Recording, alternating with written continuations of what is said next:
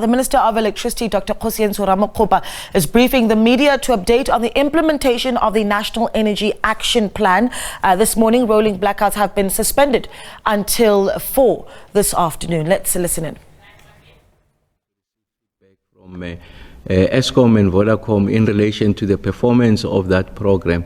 And it's showing exceptional benefits. The first one is that a willing framework, really what it seeks to do is to energize private sector transactions to happen from a generator of electricity to a private off-taker, and that gets to be accounted for in the Eskom system. So the benefit of virtual wheeling first is that municipalities are not going to lose their income, because the municipality will still continue to bill whichever party is participating in the wheeling agreement, and the party still has an obligation to also meet its contractual obligation to the generator. And what Eskom does, it takes the payment that is made to the municipality, the payment that is made to the private generator in the context of a power purchase agreement, and Eskom is able to refund the off-taker, because what it means is that there's a double billing. It means that the off-taker is already paid the municipality what is due to the municipality, but the off-taker also is paid, has already paid the generator with whom he or she has got an agreement to provide a significant number of megawatts. So it means that the off-taker or the purchaser is paid twice, is double billed. So Eskom is able to refund. So in that way, we think that we are getting closer to energizing or giving life to the private sector, so that we are able to find new generation capacity. Now let me take the opportunity to take you through what has been the performance of the grid over the past week. As you'll remember that we use the period Monday to Friday for us to be able to give you an indication of how the grid has performed. I always make the point that we are one of the few departments whose performance can be easily measured, and how you measure it, an ordinary person, is the number of hours that your lights are on or off, and in that way you are able to determine if there's any improvement in the resolution of load shedding. And of course, by all accounts, all measures, you can see that we are beginning to register progress. I had made the point in our last briefing that we are turning the corner. And I did say that the Kusile units are sitting on the critical path, even when we have not received the benefit of the two units, Unit 1 and 2. From Kusile, we now have the benefit of Unit 3. Even outside those two units, we can see that we are turning the corner. And I did make the point that we'll be firing Unit 5 by end of the year, and we are going to see significant improvement. So what has been the story of the past week? The first one is that we did commit that we'll continue to ensure that we invest a lot of our efforts and resources on plant maintenance. Eskom did share with you their summer outlook, and they've indicated that at the peak of the plant maintenance we should be sitting at about 7,000 megawatts. Now, the week that was, we're averaging about 5,381 megawatts. This is significant relative to what was the situation when we went through the winter period. We're sitting at about, we kept it around 2,500 megawatts. So we have doubled it, and of course, without any intensification of load shedding, of course, that is also supported by the fact that we are seeing a reduced demand. So we are using the opportunity of reduced demand to ensure that we continue to intensify plant maintenance. I did make the point that this is a discipline that is going to inform the manner and the way in which we are going to conduct ourselves going into the future. Of course, there are legacy issues that undermine Eskom's ability to invest comprehensively on the maintenance side. But with the fiscal support received from National Treasury, that provides an avenue for Eskom to go that route. So the first part is we are continuing with plant maintenance. And the area that is also gradually beginning to show some improvement is on the unplanned capacity loss factor, so the rate at which these units are failing. And this really is a manifestation of the investment that the generation team has made in ensuring that we improve plant maintenance. There's a correlation between plant maintenance and the rate of failure of the units. So what the team is beginning to see is that when they return the units remain on load for longer periods of time, and they approximate their design capacity. So the efficiency is improving, their reliability is improving. So that's the benefit that we're getting. We did make the point early in August when we reached stage 6. We said that this really represents what we refer to as a short-term pain and long-term gain. And I really want to congratulate the team at Generation for the work that they are doing. So they're beginning to introduce and inculcate that discipline, and we're beginning to see the results of that discipline. So if you go back to the ESCOM summer outlook, you remember that they've indicated that their projection is that the unplanned capacity loss factor should be at about 14,500 megawatts. That's one of the scenarios that they've generated. So when we look at the week that we're sitting on average at about 14,100 megawatts. But what is significant is that there are considerable number of days where we are seeing a situation where we are below 14,000 megawatts, even before the return of the Kusile unit. So this is significant, I must say. Even today, we are sitting at around 13,000, below 14,000 megawatts. So we are surpassing those projections. And I want to say thank you, kudos to the team at Generation, doing exceptional amount of work. This is important to ensure that the system becomes reliable. We are able to lessen the intensity of load shedding and ultimately address the monster that is load shedding. And of course, we can see that what has been driving the issues around the losses is really on the partial load losses, and the team has indicated that they are doing everything possible to address the partial load losses. The partial load losses simply means that the units are generating their own loads, they are generating the megawatts, but these megawatts are not at their design capacity. Like I always use the metaphor of a car, it can reach speeds of up to 120 kilometers an hour, but the car is still on the road, but reaching speeds of about 60 kilometers an hour. And that's the work that the team is doing to ensure that we are able to address the partial load losses. We know who the candidates are from a station point of view. Kendall will rank amongst those power stations, and really has to do with our emissions parameters. We have brought in outside expertise to help us to ensure that as we run these units to their design capacity, we are not caught wanting on the issues of the emissions level.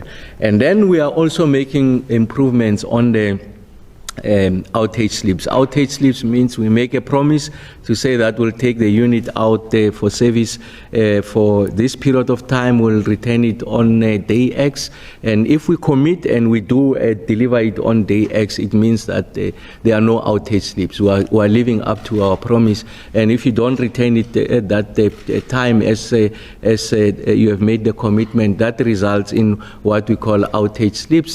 So therefore, we are not able to give the promise of maintaining or lowering the stages of load shedding because we had anticipated for the unit to come back, and the unit has not come back as promised, and that's why it's an area of attention. So when you put all of these things together, the rate of failure of these units, when you take into account the issues of the partial load losses, when you take into account the issues of the outage slips, those have got an implication on the capacity available. So what do we want to achieve? We want to reduce the unplanned capacity loss factor. I just said that we are making significant improvement thanks to the investment we are making on the generation side. I do make the point that the partial load losses requires attention. It's something that the team is exerting itself, and we are confident that we should be able to get that right.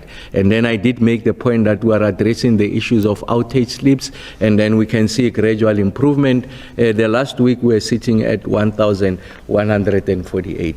I've made the point previously that for us to have a better appreciation of the improvements that we are making, we must measure it not in weekly intervals, but over an extended period of time. So we have chosen to use the month of May as our baseline. So if you like, our reference point.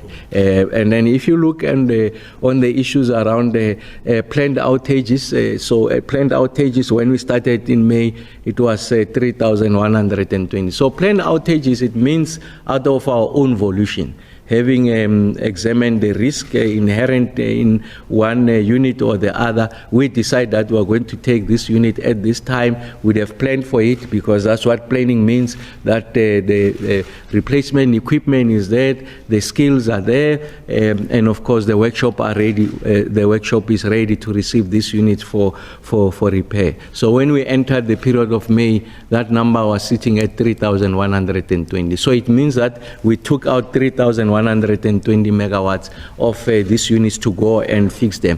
I did make the point that when we went into winter, we reduced that as part of our winter strategy so that we have more megawatts onto the grid. So now as I speak to you, that planned maintenance is sitting at 5,381. So there's been a 2,000 megawatts increase in the planned maintenance relative to May. Why is that the case? That is the case because I make the point that the discipline of planned maintenance, philosophy maintenance, is something that we are going to subscribe to, is one that we are going to maintain, but it's also made possible by the fact that the demand is coming down. So we're using the opportunity of demand coming down to be able to accelerate planned maintenance, and we are going to see the rewards later over an extended period of time. And in fact, we are beginning to see those benefits now. So it's an improvement. The fact that you are taking out an additional 2,000 megawatts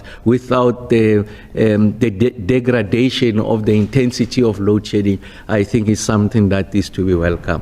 On the unplanned capacity loss factor and the partial load losses put together, when we entered the May period, we averaged about 17,369 megawatts. So it means that over that period, on average, we had 17,300 megawatts that was out as a result of the units being unreliable, the units not performing at the right efficiencies, and that has got implications on the intensity of load shedding, because now the tool you have to be able to balance the delta or the difference between demand and generation is load shedding. Where are we now? And this is a single biggest indicator of the kind of progress that we're making. As I speak to you now, we average about 14,100 megawatts. That's significant, because what that means is that notwithstanding the fact that we have taken out, if you like, an additional 2,000 megawatts, but we are able to ensure that on planned maintenance, but we have reduced the unplanned capacity loss factor by about 3,000 megawatts. So the net is that the grid is healthier by about 5,000 megawatts. So that's important. That's a significant measure of the progress that we're making. And of course, we're able to realize those benefits in relation to the number of hours that the lights are on. And then, like I said, the area where we are not seeing any major improvement is on the partial load losses, and I've made the point that the team is hard at it to ensure that we are able to reduce those partial load losses, and in fact we only 200 megawatts or so better from what was the case in May. So it's important that we are able to improve that result. And of course, I do make the point that this is made possible by the fact that there's reduced demand. So 31,000 megawatts averaged during May, and now it's about 27,000 megawatts. So if you like, a difference of about 4,000 megawatts. That's significant, and that's what gives us an opportunity to ensure that with reduced demand, we're able to make significant investments on the maintenance side. And then you'll see that when we enter periods of difficulty, and difficulty in this instance means when demand is going to spike when we go to the next winter, we are ready for that winter, and we shouldn't be seeing the intensity of load shedding that we have been experiencing. And then the area of outage slips is something that, like I said, is receiving our attention. We have improved from an average of 3,400 megawatts. We are sitting at 1,100 megawatts. But during the period of July, June, we are averaging about 766 megawatts. So that was the peak of our performance in relation to outage slips, and it's something that is going to receive our attention. And I must say, as I close, that to repeat the point I made earlier on, we are not out of the woods, but we have turned the corner. Not out of the woods because we are experiencing load shedding, even if it's of lesser intensity. We have been, the appointment here of the Ministry of Electricity is to ensure first to reduce the intensity of load shedding, its frequency, but ultimately to address load shedding, so that it's not a feature of the South African energy supply or generation ecosystem, rather. So we are seeing that the lessening of the intensification, and of course the generation team is still committed to ensuring that we are retaining those 2 units. We're retaining unit number 2, number 3 of Kusile in the month of October this month and beginning of next month. And then when we go into December, we should be able to start firing unit number 5. So potentially, if you come to think of it, between from October to December, we can get a maximum of 2,400 megawatts. It's those 3 units, unit 2, 3, unit 1 and 2, I'm sorry, and also unit number 5, which will be firing for the first time. And that's the point I was referring to, that we are not out of the woods, but we are turning the corner. You can see there are green shoots. The fact that you can go for a day, whether it's a weekend or it's a weekday, without load shedding, it's psychological. It's a major victory. We had not done that over a period of time. Notwithstanding the fact that the demand has gone down, but I've just illustrated that the available capacities is sustaining at those levels close to about 60% of the EAF, and then we'll be retaining these units, and there's going to be significant improvements in relation to the energy situation. Like I said, new generation capacity will be key, and that's why we are accelerating those efforts, including the potential of the import from neighboring countries. So thank you very much, Taki. I thought I must give that update. Thank you very much, Mr. Kgosientsho Ramokgopa, for the update. We would now like to open the floor and the media WhatsApp group for a question and answer session. We'll start with the media that is present in the room, followed by questions that are on the GCIS media updates WhatsApp group. By show of hands, do we have any questions? You can use the table microphone. Heidi Jokas from the NCA. I just want, Minister, if you could just please elaborate a little bit more on how you're going to tackle the issue around municipalities, because this is clearly a problem that's persisting, and I mean, it's a huge problem, which really cripples Eskom's revenue collection. So how better are you going to handle the situation, especially because it's not a new problem and it's been there for a while? This question might have been answered some time ago, but I'm just going to ask it again.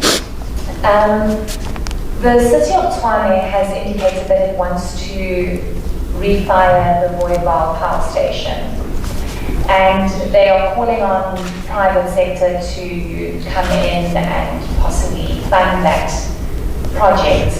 They obviously have to do a number of assessments first to see if that power station can actually be recommissioned. From your understanding, Minister, do you know why it was decommissioned and if it can be of use to the city of Tshwane? Thank you. Thank you, Heidi. Do we have any more questions in the room? If not, Takalani, can we take questions on the WhatsApp group? Thank you, Takalani. I think 3 questions from Helmo Cruz from Independent Media. One is why were power imports in August lower than in July? And the second question, will there be additional wheeling tariff? And And the third question, what caused the spike in the other outage factor to 3.43% in week 39 from 1.01% in week 38? And we have Denin Erasmus from Business Day. And the information from ESCOM shows that the amount of installed rooftop solar doubled to about 5,000 megawatts over the 12 months to end July 2023. Does ESCOM have an estimate or expectation for how much installed rooftop solar will increase between August and the end of current financial year to end March 2024? And can ESCOM provide an estimate for the impact this will have on revenue from electricity sales for the current financial year? And we have 3 questions from Terence Kramer from Engineering News. The first one, when will the updated generation connection capacity assessment be released? And will the document be released prior to the launch of the next public procurement programs? And when do you expect the next renewable speed window to be released? And how has Priscilla Unit 3 been performing? And are there other 2 units still on track for resumption as communicated? Thanks. Thank you very much, Dr. Daniel. I wanted to, you'll go first, answer the ones you can answer. Yeah. You can go first and answer. Mr. Eric Shunmakam will go first, followed by the Minister. Thank you.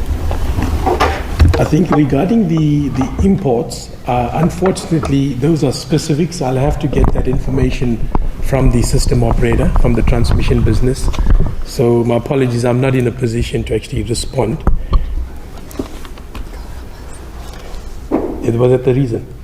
Okay, I've just confirmed with my colleague, there was actually a drop in load from the Kara Bassa feed.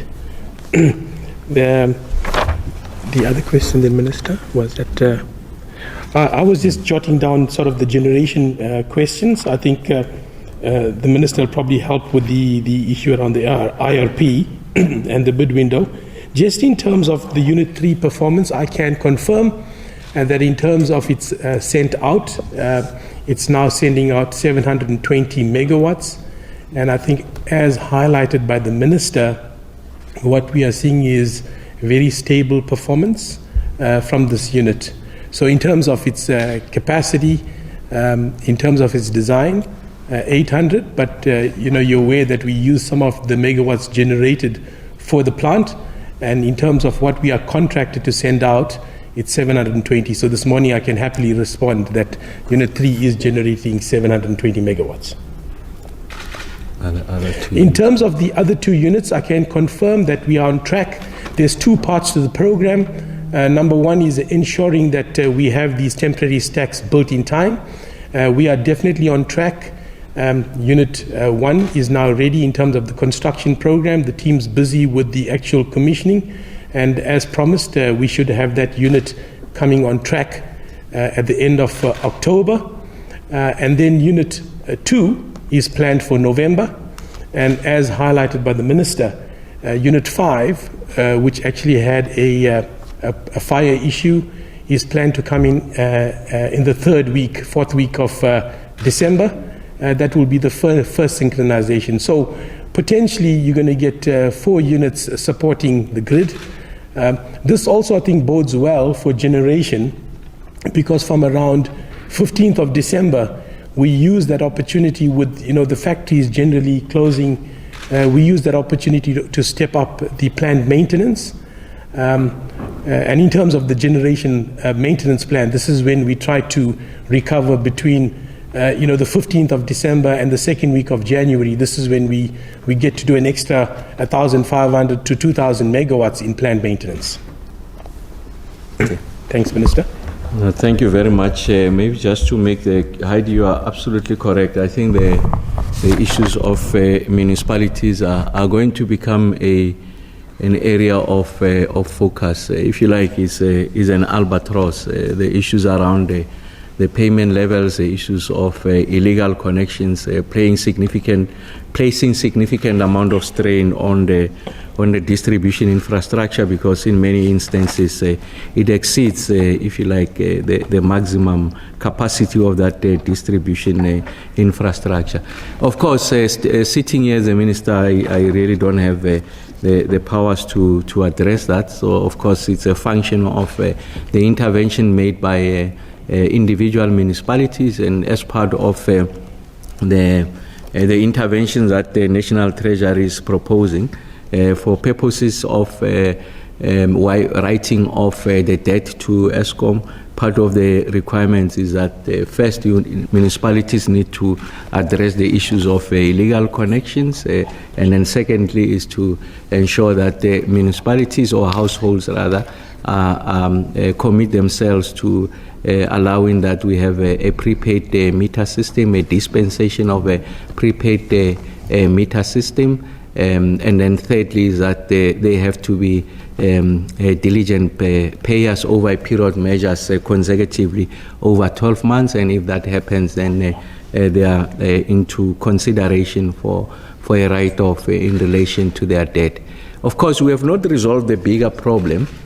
That bigger problem is that still with that interventions, municipalities will require a substantive amount of money to invest on the refurbishment, replenishment, and maintenance of the distribution infrastructure. As you know, is that a lot of them are finding it very difficult. Their revenue collection is significantly being eroded as a result of bigger questions in the economy, and load shedding, of course, is a major contributor to the performance of the economy, a structural constraint, and that has got a significant impact on the ability of municipalities to reinvest the money into maintaining this infrastructure. So what we are looking for is to find a solution, an instrument that will make it possible that as we have conversations around how you address the debt questions, in the short term you need to fix that infrastructure. Someone has to come into the picture.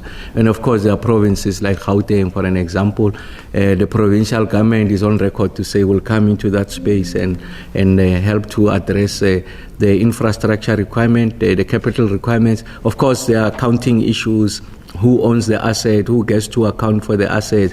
That's a technical accounting issue that needs to be resolved. But I think the bigger issue is that the municipalities on their own, they are unlikely going to address this situation. So it's important that we are able to come into the party, the 3 spheres of government, and ESCOM, of course, and as a major player in that space to ensure that we resolve this. Of course, there are constitutional issues. A more legalistic approach is that the Constitution says the reticulation of electricity is an exclusive domain of municipalities. But like I said, ESCOM has entered that space as a result of challenges that municipalities are facing, and ESCOM is discharging that responsibility. So, what's the long and short of it? It's a complex problem that requires answering, but you can't have a situation where communities and industry goes for days to no end without electricity, when in fact some of them can show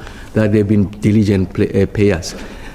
And we have been able to confirm that in many communities. You go to Komati, it's the same thing. You go to parts of Soweto, Diepkloof, you go to Orange Farm, many parts of the country that I visited. Diligent payers, of course, they are victims of municipalities that are unable to replace the failing infrastructure. And I did say that in part some of it has to do with these illegal connections. So we have to address conditions of illegality. We can't continue to postpone it.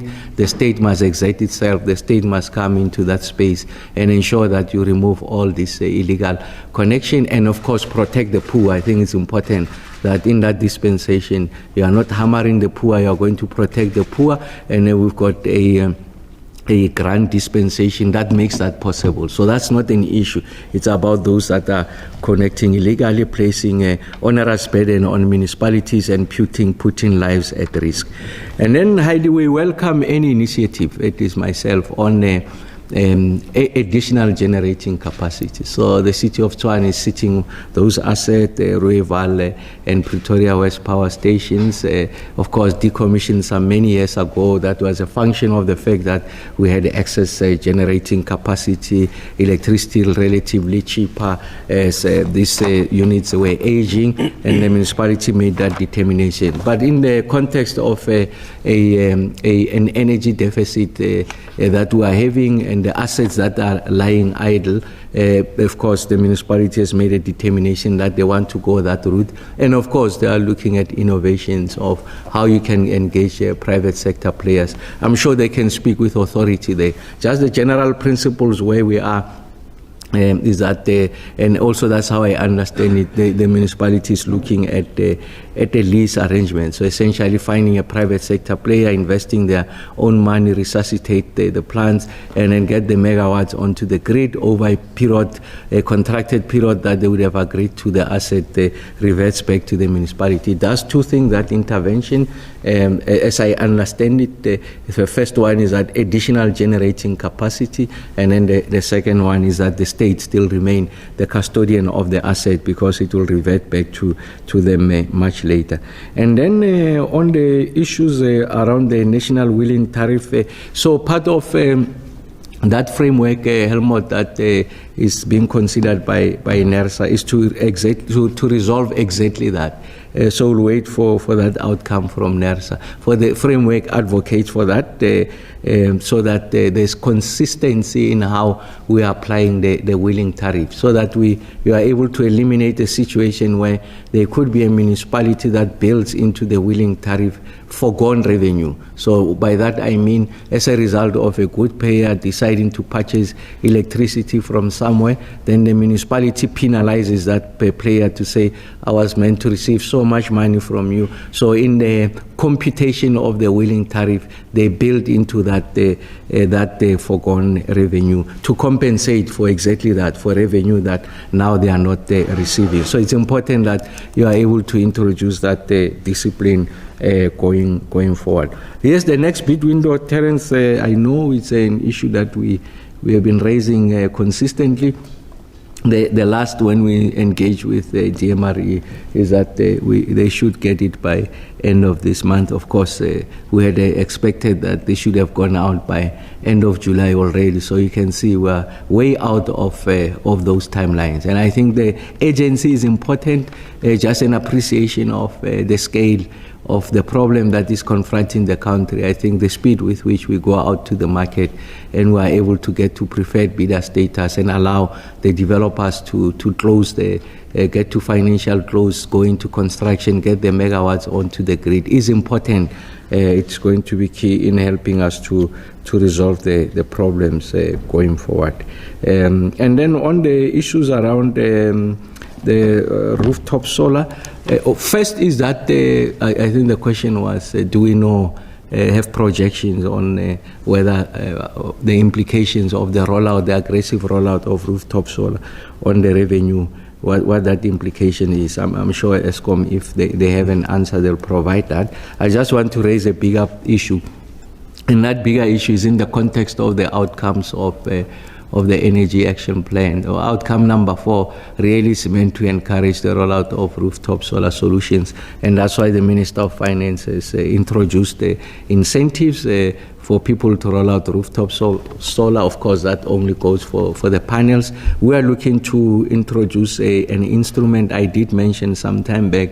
We are working with some of the pension funds to make it possible for other people to also get into the space, because remember, the incentive by the Minister of Finance presupposes that the households and industry are sitting on unencumbered cash, they are liquid enough, or they've got the right credit profile to raise money from the bank and make the upfront capital costs, roll out the PV, and then get the rebates later. But we know that there are many households that don't have the luxury, are not sitting on 70,000 or so unencumbered cash. So we really want to work out that instrument so that we are able to democratize. Of course, there's a downside. The downside to that is that there's going to the revenue streams going to municipalities are going to come down, going to ESCOM is going to reduce because people are self-generating, and the first people to go that route is likely going to be your good payers, because your good payers really are people and industries relatively well off, and they're sitting on this liquidity.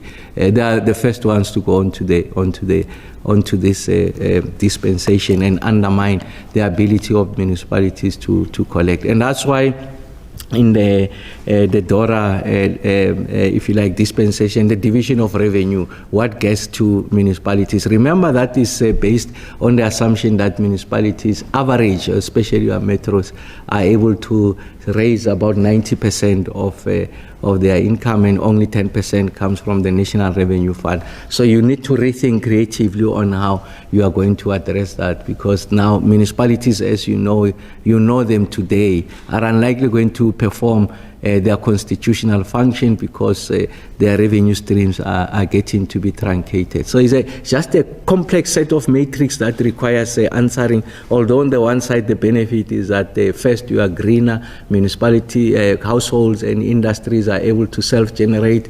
If you are going to go into a dispensation of the feed-in tariff, which we are considering, they are likely going to get an additional income. They make upfront capital investment, they generate excess capacity over a period of time as a result of the feed-in tariff. Feed-in means that excess generation, that which I'm not using, I feed it back into the grid for a fee. It means that they've got annuity. Then the return on investment on the capital cost investment is shorter, and over a period of time they are making money. There's a downside to every intervention we are making. So the key is to balance that, because the last thing you want is that in the resolution of one problem, you are creating a bigger problem, which is essentially the liquidation of municipalities, and essentially municipalities not having the ability to address and meet their constitutional obligations. So it's that delicate balancing act, and I must say and give you the assurance that working with COGTA, SALGA, all the players to ensure that we were able to provide that solution. Thanks. And I've answered them. Yeah. Thank you very much, Minister. And Mr. Shun Magan, we will now take the last round of questions. I would also like to introduce Mr. Bruce Moyo from ESCOM's... Prince Moyo from ESCOM's... Another Bruce. We'll dispatch him to Tutuka. Do we have any more questions in the room? All right, that there, Minister of Electricity, Dr. Kgosientsho Ramokgopa, giving us an update, of course, on the Energy Action Plan. Talking about really where ESCOM is right now in improving generation capacity. Of course, at the beginning of that briefing, talking about seeing a reduced demand for electricity, and then, of course, assisting ESCOM in planning maintenance. Of course, saying that investing comprehensively in planned maintenance, not necessarily possible at the moment due to legacy issues, but continuing to say that we're not out of the woods, but we are certainly turning the corner. And of course, what he does is he makes a comparison of where we are from a generation point of view between May and where we are right now, saying that in May of this year, 3,120 megawatts was taken off the grid for the sake of planned maintenance. It's planned maintenance of some of those generation units. And that presently that number sitting at 5,381, saying that at the moment where we do have a reduced demand on electricity, of course, the power utility that is ESCOM really taking advantage of that reduced demand and really then going into extensive planned maintenance of the various units, saying that, of course, it is better to measure improvements of generation capacity over months instead of on a weekly basis, saying that we are, of course, going through a long process, but saying that we are seeing some improvement. And then going on to emphatically laud the workers and staff of the generation units, saying that they really are working tirelessly to improve those the generation units as they have these maintenance plans. Also, going on to say that what they have noticed is that once these plants and these units have undergone that load shedding and that planned maintenance, they do tend to last longer when they are brought back onto the grid. So that there from the minister, and of course saying that we are seeing some improvement, considering that every now and then, even if it is on the weekend, and of course these are the words of the minister, we do have days every now and then that don't have any load shedding scheduled on them. So again, he reiterates we are not out of the woods, but we have turned a corner. That there, the Electricity Minister, Dr. Kgosientsho Ramokgopa.